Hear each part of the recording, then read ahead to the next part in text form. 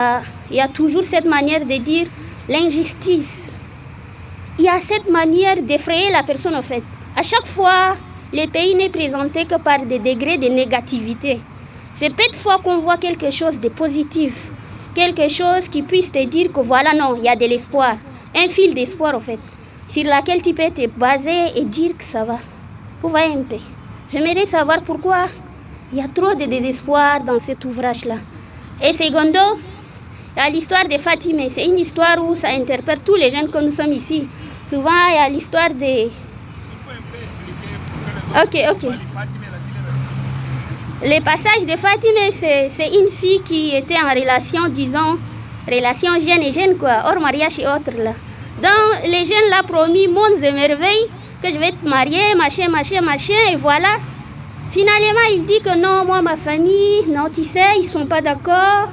Voilà. Donc, ils ont choisi pour moi une autre fille. C'est ça.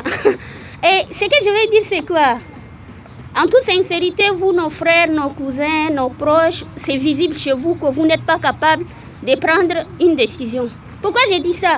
À la maison, il faut la présence de maman pour qu'il se réveille le matin pour prier. Il faut la présence de papa pour faire quelque chose de concret. À l'école, il faut le proviseur ou quelqu'un qui les surveille afin de prendre ce qui les appartient au sérieux. Et dans des cas de figure pareils, quelle maman qui va accepter une décision qui coûte la vie des enfants prochains? Tu maries la fille que toi tu veux à ta guise. Moi je donne raison aux parents en fait. Parce que vous n'êtes pas parfois digne de décisions. Vous n'êtes pas mature dans vos décisions. Vous voulez toutes les filles à la fois. Non, en toute sincérité. C'est celle-là que vous voulez, c'est l'autre que vous voulez. C'est dans toi, c'est les papas, c'est les mamans. Mais jamais vous en fait. Vous voyez un peu. Et secondo, l'histoire de chômage. On a vu qu'il y a dans ce passage-là, il a fait 10 ans sans emploi. Et il est là à se plaindre pour dire, ça fait 10 ans, j'ai mes diplômes, je n'ai pas d'emploi. Moi, je trouve que c'est honteux pour lui, en fait. On crée l'emploi, on se cherche. On n'attend pas que l'État fait quelque chose. Vous voyez un peu. Donc, excusez.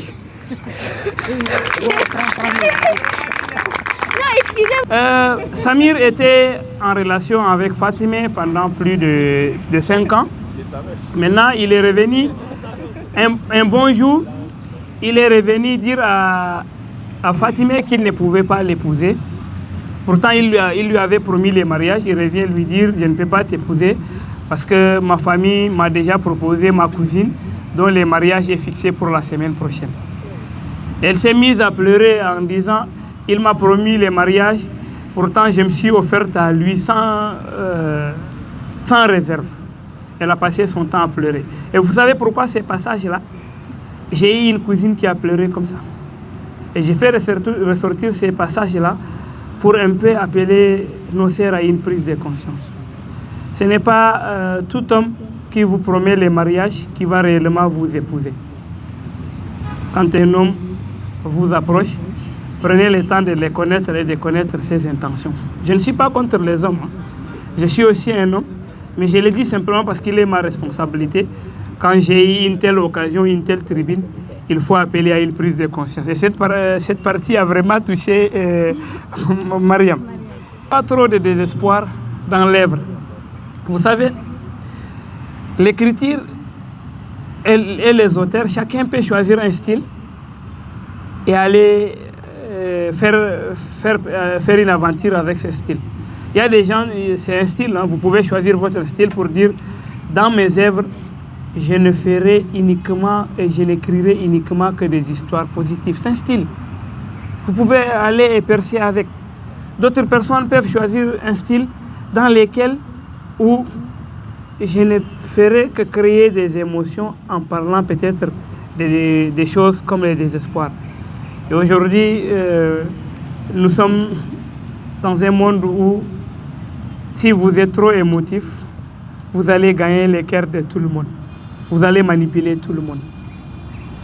Et ce choix n'est pas au hasard. Et quand il y a trop de désespoir, c'est bien aussi notre réalité, parce que cette œuvre parle de nos réalités. Je ne peux pas inventer, je ne peux pas peindre la vérité.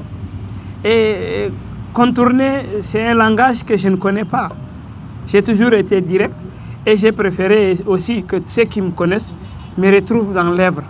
C'est un choix, c'est un style et je ne compte pas abandonner. C'est un style que je vais faire toute ma carrière d'auteur avec.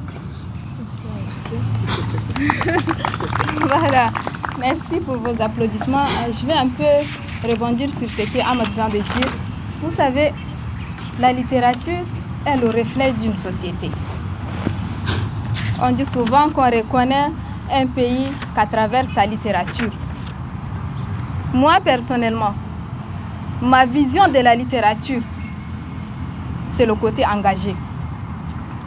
Parce que je me dis souvent qu'il y a beaucoup de choses, beaucoup de mots dans notre société qui méritent d'être dénoncés, qu'il faut vraiment dénoncer au lieu d'aller vers le côté distraction. Bon, il y a des gens qui font de l'art pour l'art.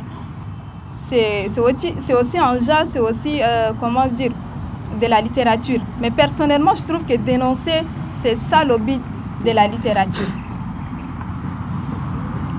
Dans un pays comme le Tchad où on fait face à d'énormes injustices de tout genre, à tous les niveaux, comment voulez-vous qu'une personne ait le cœur net pour raconter la beauté peut-être d'un arbre, la beauté, je ne sais pas, des chiots, des chats, je ne sais pas. Donc il faut vraiment dénoncer tout ce qui ne marche pas dans notre société, mais pas seulement dénoncer, mais également proposer des pistes de solutions. Merci.